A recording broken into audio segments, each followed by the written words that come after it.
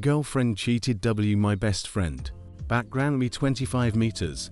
Moved to the US from the UK, 7 years, dual nationality. I was dating a girl for almost 2 years. At first the relationship was great, but after she moved in, she quit her job, didn't do anything to help around the house, got a DUI, and pretty much leached off me 4 months.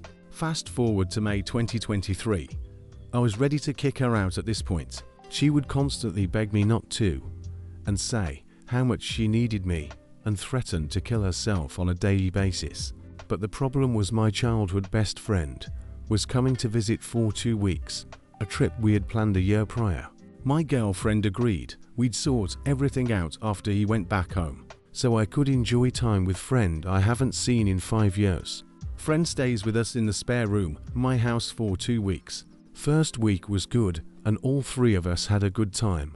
Unfortunately, I could only get 1 week off work, so the second week I worked while they stayed home. Red flags started appearing when they started going to the places while I was working.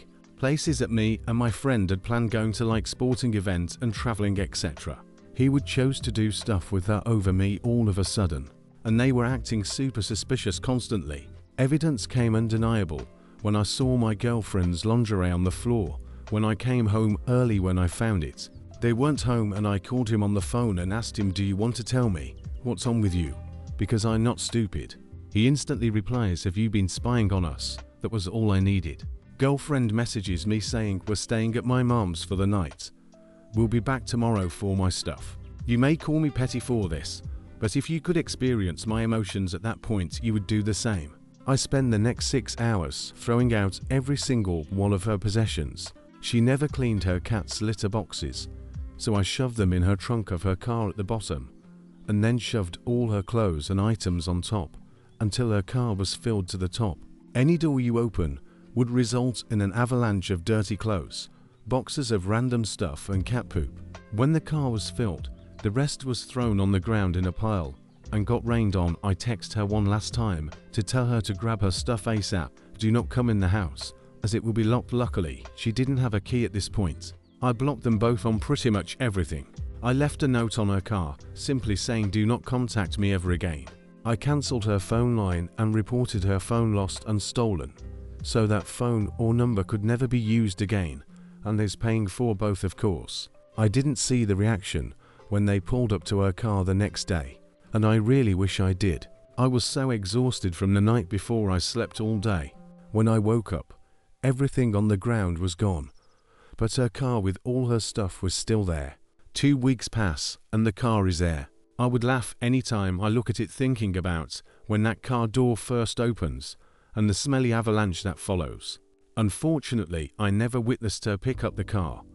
I got home from work one day and it was gone.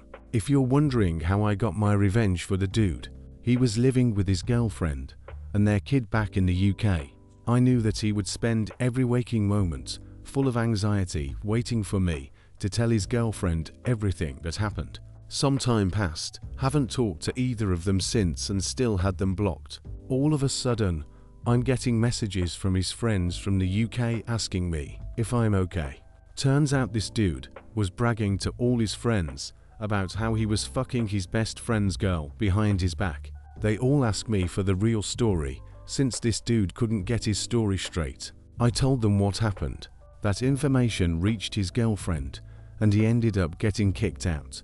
No one has heard from him since. As for my ex, well, I heard she moved in with her mom in some tiny room on an air mattress with her 3 cats that shit literally everywhere. No job, no money, and a few days before I kicked her out, she had to go to court and was handed 6 months probation for her DUI. As for me, most of my problems disappeared, since most of them were in some way created by my ex. I did get therapy to help cope with the betrayal. It's been 6 months now. I've finally started my own business, and I can finally say I found true happiness. It really is a beautiful thing to watch karma kick in for bad people.